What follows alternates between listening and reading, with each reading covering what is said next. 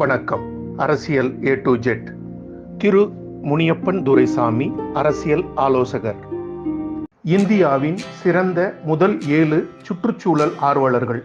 அவர்களை பற்றி தெரிந்து கொள்வதற்கு முன்பு சில விஷயங்களை நாம் தெரிந்து கொள்ளலாம்.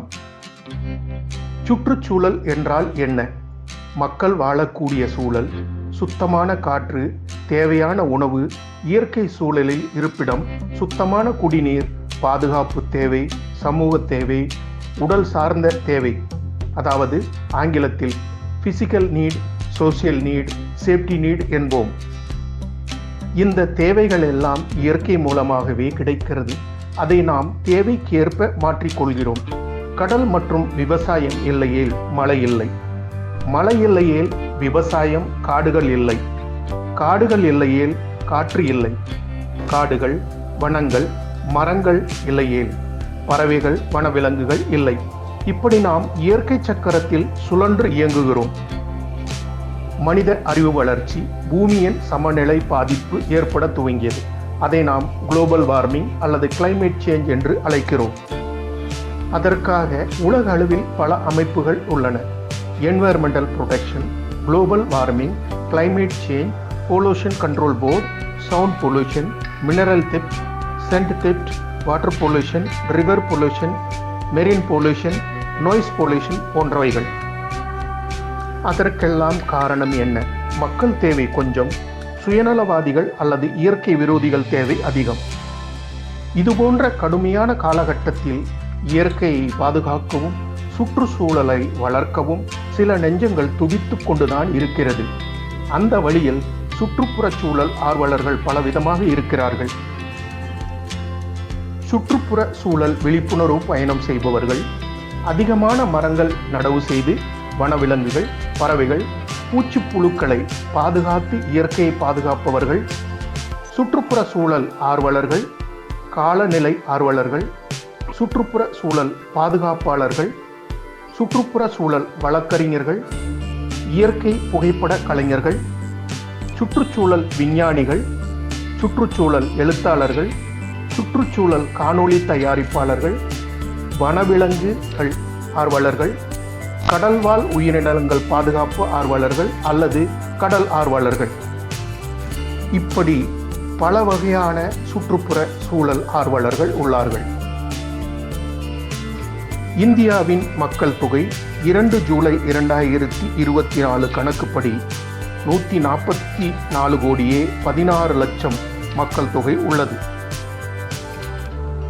இந்தியாவின் 144 கோடி மக்கள் தொகையில் 200க்கும் குறைவான சுற்றுப்புற சூழல் ஆர்வலர்கள் தான் இருக்கிறார்கள்.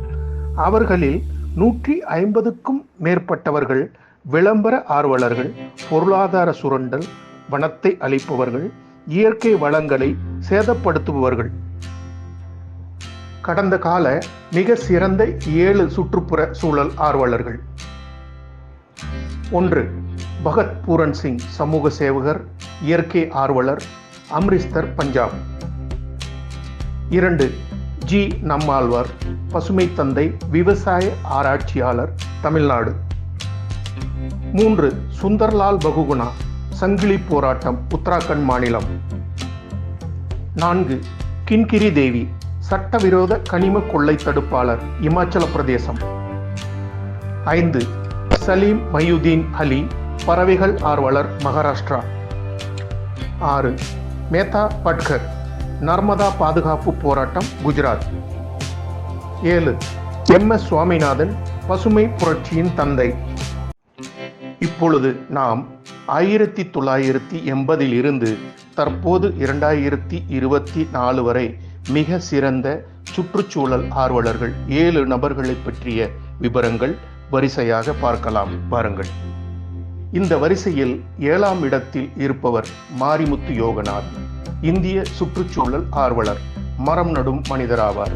1969 வருடம் பிறந்தவர், வயது 54. கடந்த 25 வருடங்களாக 1 லட்சம் மரங்களை நட்டுள்ளார். அரசு போக்குவரத்து கழக பேருந்து நடத்துனராக கோயம்புத்தூர், தமிழ்நாட்டில் பணியாற்றி வருகிறார். இவர் தமிழ்நாட்டை சார்ந்தவர். இந்த வரிசையில் 6ஆம் இடம் ராஜேந்திர சிங், வயது 65, வாட்டர்மேன் ஆஃப் இந்தியா, சுற்றுச்சூழல் ஆர்வலர், அல்வர் மாவட்டம், ராஜஸ்தான் மாநிலம். ஆனால் அவர் பிறந்த மாநிலம் உத்தரப்பிரதேசம், பாக்பத் மாவட்டம். ராஜேந்திர சிங் மழைநீர் சேகரிப்பு திட்டத்தின் கீழ் இந்தியாவின் 850 கிராமங்களில் 4500 தடுப்பணைகளையும் தண்ணீர் சேமிப்பு குளங்களையும் கட்டியுள்ளார்.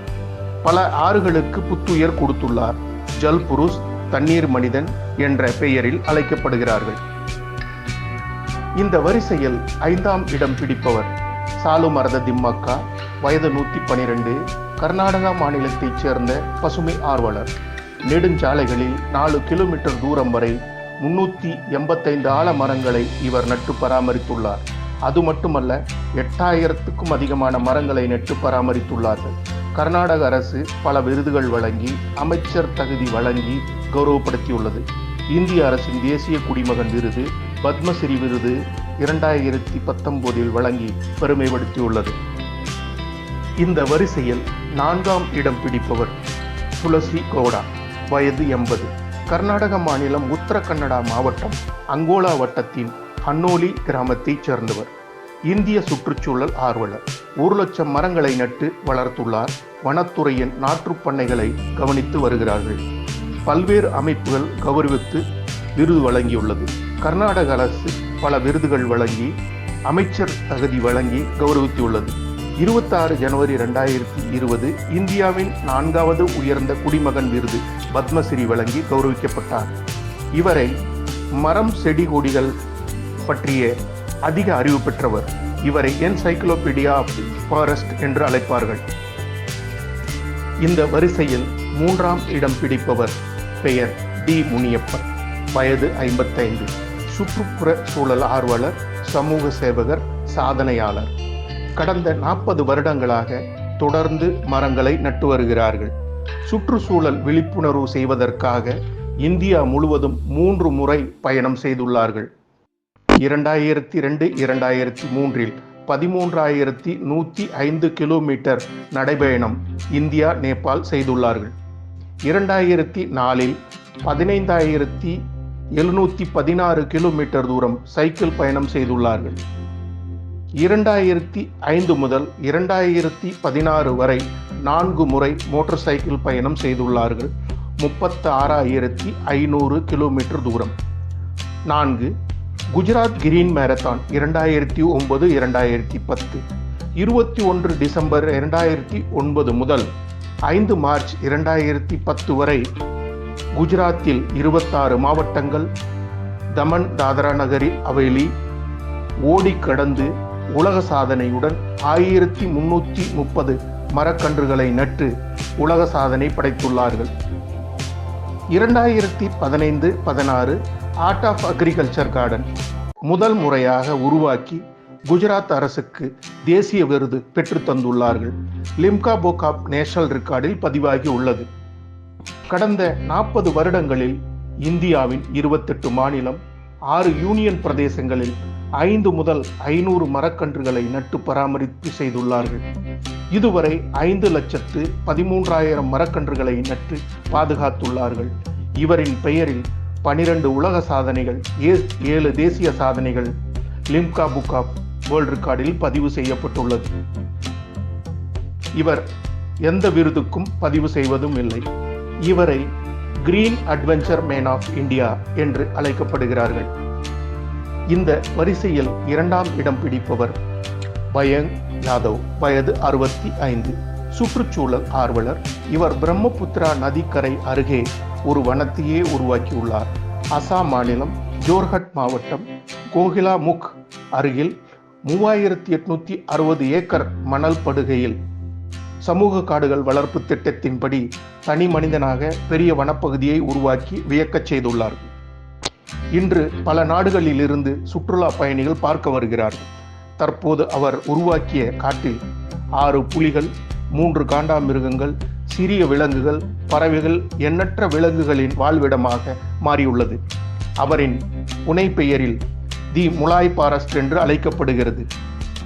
இவரை ஃபாரஸ்ட் மேன் ஆஃப் இந்தியா என்று அழைக்கப்படுகிறார்கள். இவருக்கு 8 ஏப்ரல் 2015 பத்மஸ்ரீ விருது வழங்கி கௌரவப்படுத்தியுள்ளார்கள். இந்த வரிசையில் முதலிடம் பிடிப்பவர் ஜி. முல்லைவனம், வயது 59. கடந்த 45 வருடங்களாக நட்ட மரக்கன்றுகள், விதைத்த மரக்கன்றுகள், இலவசமாக வழங்கிய மரக்கன்றுகள் 1 கோடிக்கு மேல். அவர் நட்ட மரங்கள் தென்னிந்தியா முழுவதும் 10 லட்சங்களுக்கு மேல் அவர் நட்ட கன்றுகள் வளர்ந்து பெரிய மரங்களாக உள்ளன. தமிழ்நாட்டில் திரும்பிய பக்கமெல்லாம் அவர் நட்ட மரக்கன்றுகள் காணலாம். நாட்டிற்கு பொருளாதார சேமிப்பு 1 லட்சம் கோடிக்கு மேல். காற்று, பறவை இருப்பிடம், வனவிலங்கு, பறவைகள் உணவு, விறகு, உரம், நிழல் போன்றவைகளை சராசரியாக கணக்கிட்டு இந்த தொகை வெளியிடப்பட்டுள்ளன. முல்லைவனம் அவர்களின் வன பாதுகாப்பு மேலாண்மை மிக சிறந்த எதிர்கால கல்வியாகும். பழைய பால் எண்ணெய் கவர்கள், நீர் அருந்திய இளநீர், பள்ளி கிராமங்களில் விதைகள் சேமிப்பு, ஒரு மாணவர் ஒரு மரக்கன்று என்று பள்ளிகளில் வளர்ப்பு, வீடு மாறுபவர்களிடம் மரக்கன்று செடிகள் சேமிப்பு முறை, வீடுகள் மூலம் மரக்கன்று வளர்த்து வாங்குதல் போன்ற மேலாண்மை உலகின் மிக சிறந்த வழிகாட்டுதல் கல்வியாகும்.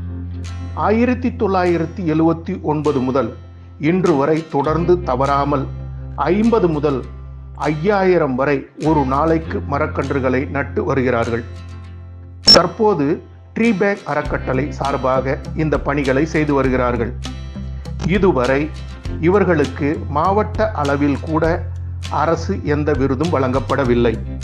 ஆனால் தனியார் அமைப்புகள் பல 100 விருதுகள் வழங்கி பாராட்டியுள்ளார்கள். இதற்கு காரணம் தமிழர்கள் பெருமை விரும்பாத ஆட்சியாளர்கள், அரசு அதிகாரிகள், சமூக சேவர்களை அளித்து வருகிறார்கள் என்பதுதான் உண்மை. சமூக ஆர்வலர்கள், சுற்றுச்சூழல் ஆர்வலர்கள், இயற்கை ஆர்வலர்களை நேரடியாக அல்லது மறைமுகமாக அளித்து வருகிறார்கள்.